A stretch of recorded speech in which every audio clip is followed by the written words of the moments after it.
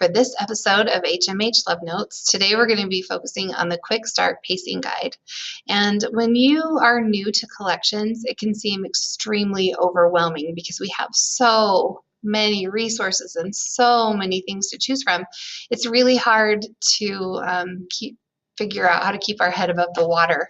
But this quick start pacing guide is going to help us out a lot with that, because it's going to give us a way to structure and plan our lessons. So to get to that, I want to show you, we're going to go to our HMH dashboard, and here I am. Want to also remind you that anytime you come in here, before you click on your teacher ebook or your student ebook or wherever you're going, please double check that you are in the right grade, and you change that right here. I teach multiple grades. If you teach multiple grades, you're going to have multiple choices over here, and you need to first select your grade. So I'm going to select grade 7, and then I'm going to go to this red section right here. I'm going to click Teacher Resources. When I click Teacher Resources, I have a huge list of resources, and that's what I mean when I say it can be overwhelming, because there is a lot of stuff here. But the thing we're going to focus on today is alphabetically in the list, Quick Start Pacing Guide. When I click on that, it tells me that this is going to give me quick start support, and when we're just starting, we need all the support we can get. And to look at that, we just click on View Quick Start Guide for this grade level. So go ahead and click on that, and we get this awesome PDF. Now I have this in a physical book, and maybe you do too, but now you know that you also have it digitally, so you can access it wherever you are. In the Quick Start Pacing Guide, there are 99 pages. Again, overwhelming, right? Don't be overwhelmed. I'm going to break it down a little bit and show you what the important parts that you need to know about. I think it's important to kind of get an idea of the program philosophy. So maybe taking just a minute to look over this page right here would be important. It's all of these digital tools that are available for our students. It's pretty impressive, so maybe take a look at that. And then also a little page about the things that we should probably be focusing on, like helping our students acquire academic language and effective expression and the content knowledge. And again, the digital tools that are available to us to help in those areas. So the collections approach. Every grade level of collections is broken into 6 collections or units. So in 7th grade, there are 6 collections or 6 units comprised of several different selections or pieces of text. So the way that collections works is, step 1, we launch the collection, and we have a lot of resources available to us that we just basically click and go. So this is not anything that we have to plan for or curate on our own. It's done for us. And then step 2 is to explore and build with the selections. So with the students together, we're reading, we're exploring, we're learning, we're practicing skills. We're practicing, and then we're assessing those skills with little selection tests so that we know that we're building up the skills that we should be building up. And then step 3 would be to close the collection by giving the collection test and the performance tasks, which are great. Another video for another day. All right.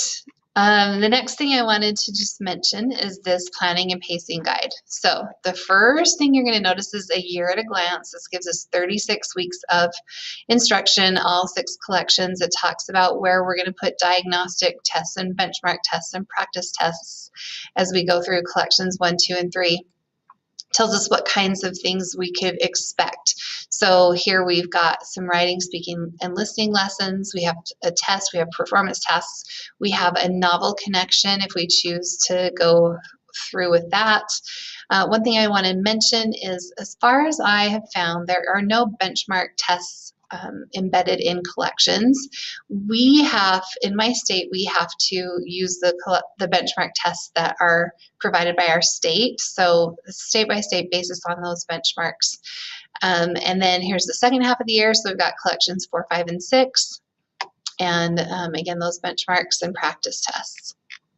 All right, here is the page that when I first got started with collections, I printed out this page for each collection. And I love it because it's just an overview and it's on one sheet of paper, and I can really, I really use that to help me with my lesson planning and how to pace in my classroom.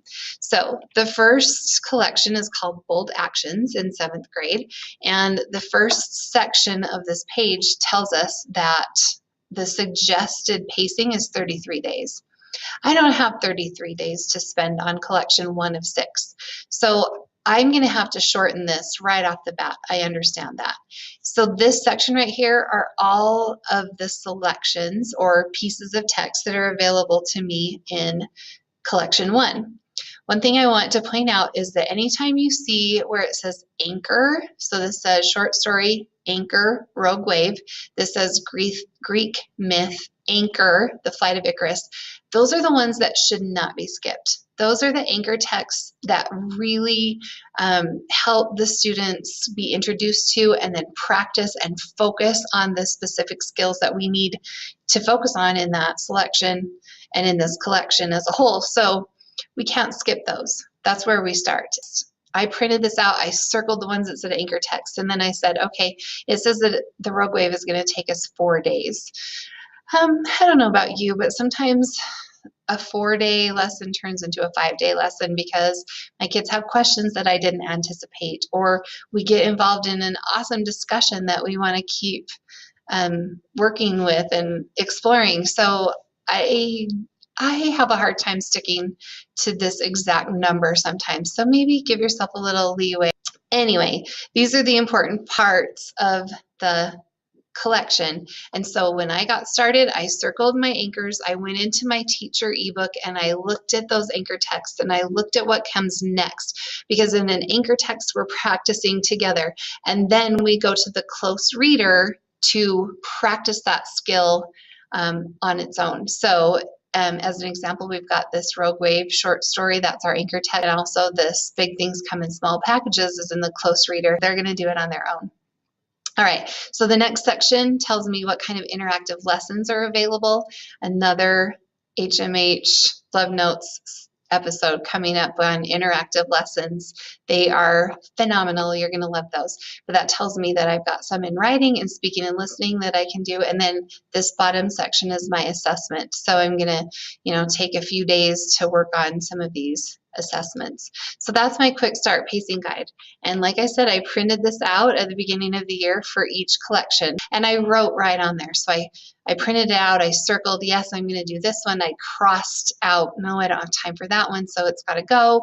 And so once you've gone through these collection overviews, I just want to point out really quickly that we now have weekly program pacing that comes next in the Quick Start Pacing Guide. So if I need a little bit more in-depth help of what am I going to do each and every day, here it is. It breaks it down for me. We're going to do the rogue wave. We're going to have some planning help right here. We're going to have some teaching ideas right here. We've got ways to practice and apply, ideas for assessment. And then if we need extensions or we need interventions and reteaching, we've got those listed for us right here. So every week, weeks 1 through 36 has a program pacing guide. So that's the Quick Start Pacing Guide. Again, one of the best resources for newbies. Make sure you go in there, take a few minutes, familiarize yourself with the way collections works by starting with the Quick Start Pacing Guide. So thanks again for joining me today on this episode of HMH Love Notes. I hope you learned something today, and I also hope that you have a beautiful day.